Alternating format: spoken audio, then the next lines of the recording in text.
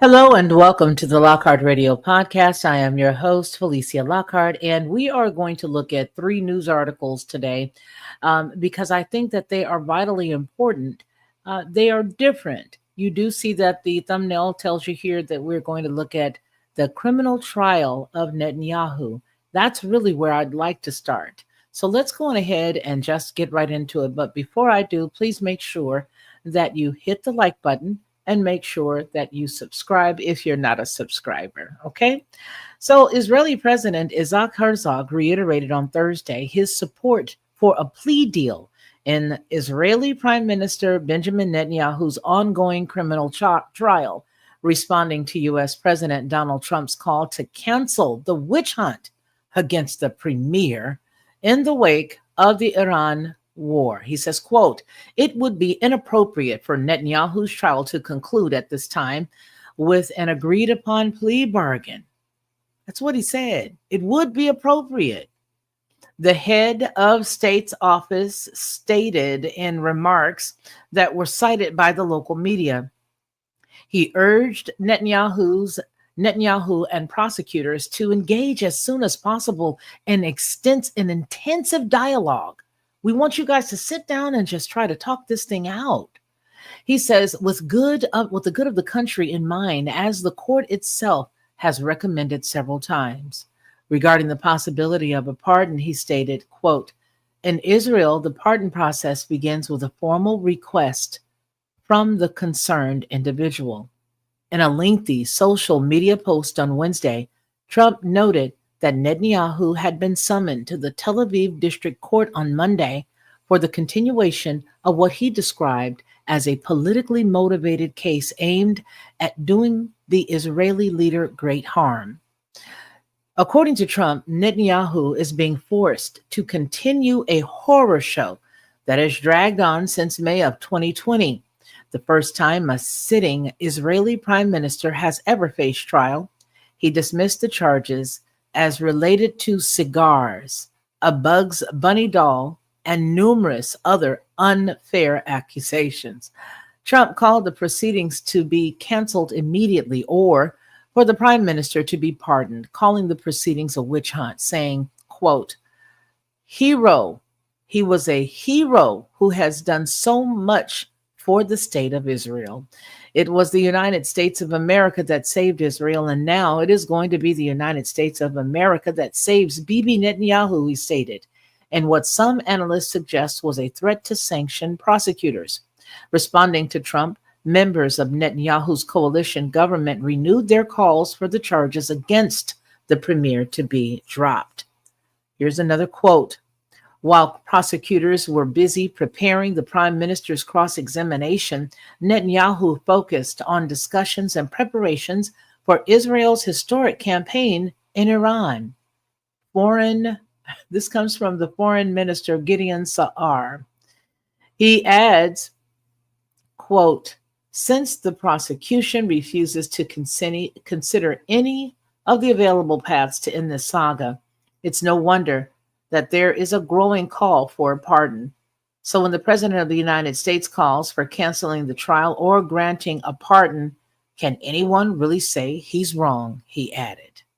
I want you guys to let me know what you think about that story down below in the comments. I'm not going to comment on it. I'm just going to leave it there for you.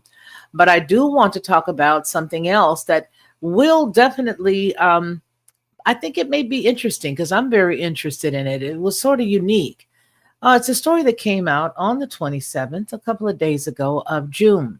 Scientists begin working to create artificial human DNA. Now, don't you know if somebody tells you that they're beginning to do something this grave, that more than likely they probably already have it. The article goes on to say that a groundbreaking but highly controversial initiative is now underway as scientists have begun working on creating artificial human DNA from scratch. This bold project, as reported by NDTV Science, aims to develop synthetic versions of the building blocks of life, raising both hopes of scientific breakthroughs and alarm over the ethical boundaries of such research. The scientific effort is being spearheaded by a global coalition of researchers with a shared goal to synthesize a fully functional version of the human genome in a lab.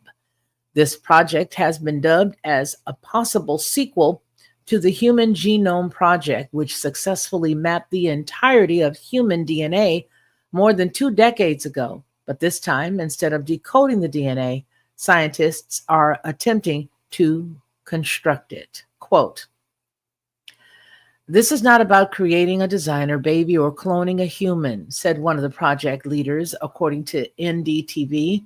They continue with, "This is about understanding how life works at the fundamental level," close quote. The artificial DNA will be built using computer-generated sequence that mimic the structure and the function of natural human genes, but with precise edits and modification. The goal is to better understand gene functions, potentially leading to scientific medical advances such as disease-resistant organs and improved gene therapy, and even synthetic cells. Despite the project's scientific promise, many experts and ethicists are sounding the alarm.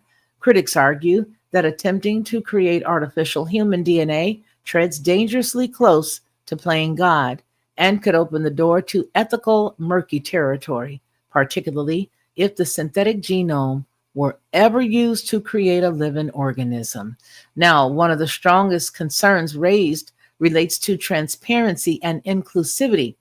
As reported by NDTV, the early stages of the project were discussed behind closed doors, sparking backlash. Quote, "Holding a closed-door meeting on such a monumental scientific undertaking raises serious concerns about accountability," said a bioethics researcher. This is what was quoted in the article. They go on to say, "Furthermore, the line between scientific innovation and eugenics could become blurred if the synthetic DNA becomes a tool for editing or engineering humans. Where should society draw the line?" The debate becomes even more charged when considering possible applications like modifying intelligence, physical traits, or disease-resistant embryos. The tension between progress and precaution is a common thread in revolutionary science, and synthetic DNA is no exception. Proponents of the initiative emphasize the potential for medical breakthroughs and a deeper understanding of human biology. Whew. Wow. What do you think about that? Do you think that that is playing God? I'm not going to give you my opinion, but you already know me. So what do you think about that? Do you think that they're going to be able to do it? Do you think they're already doing it? I don't know.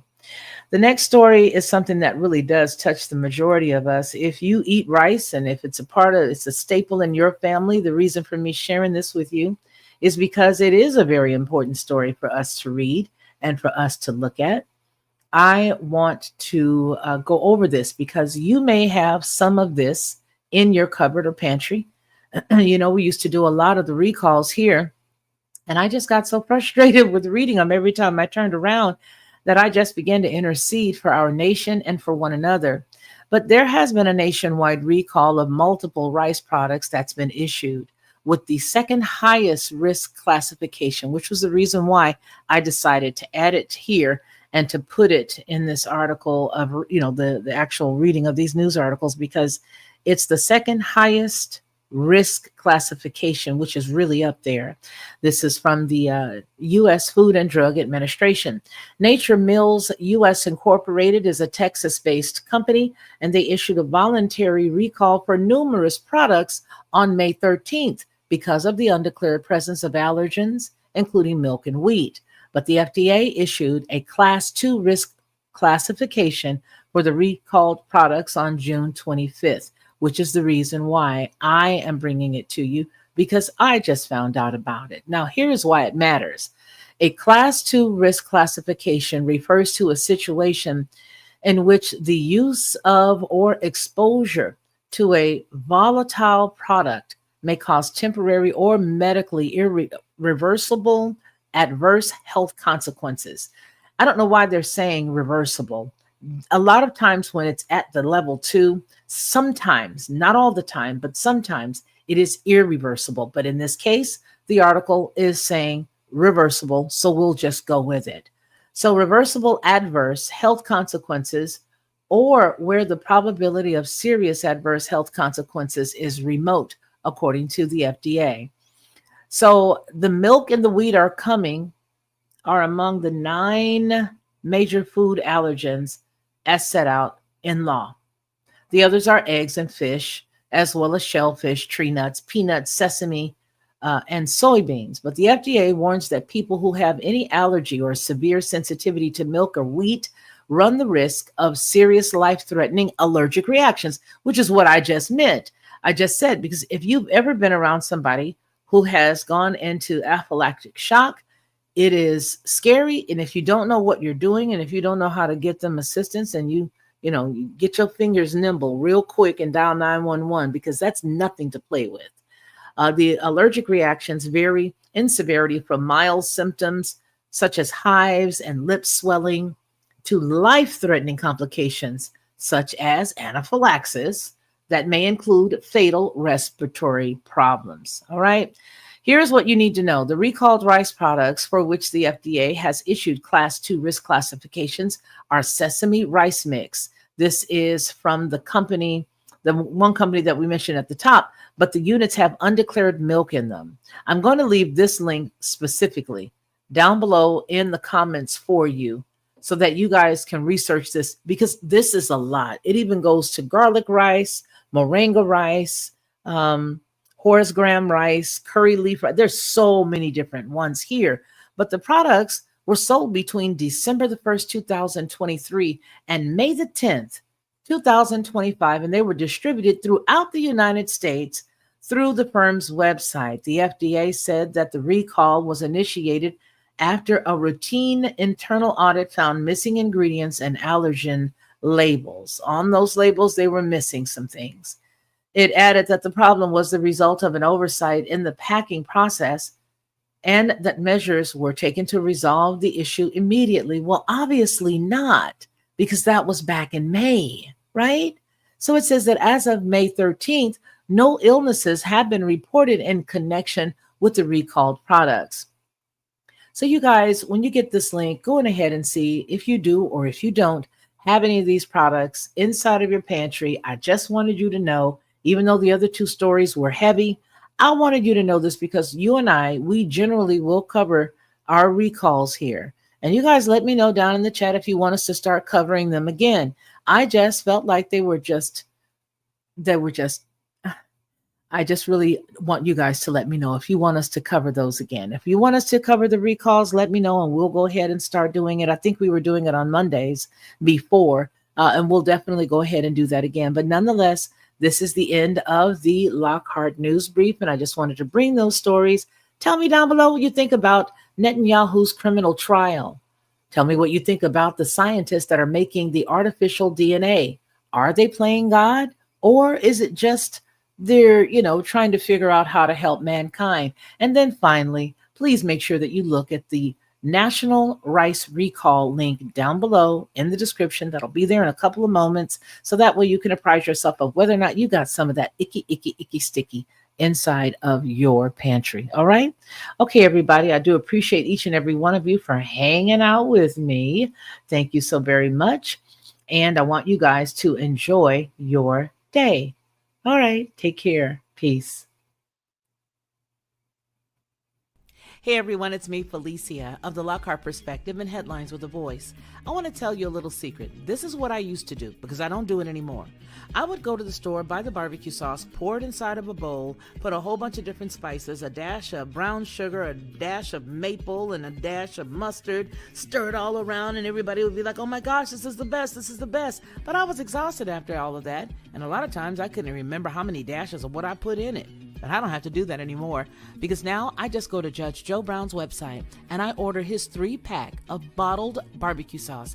It is by far the best, and I do mean the best barbecue sauce I've ever eaten. And when you go to his website and you order his 3-pack, you'll see exactly what I mean. Head on over to jjbbbbq.com and order Judge Joe Brown's barbecue sauce. You'll be glad you did, and you're going to tell me about it. I know you will. Lockhart Perspective.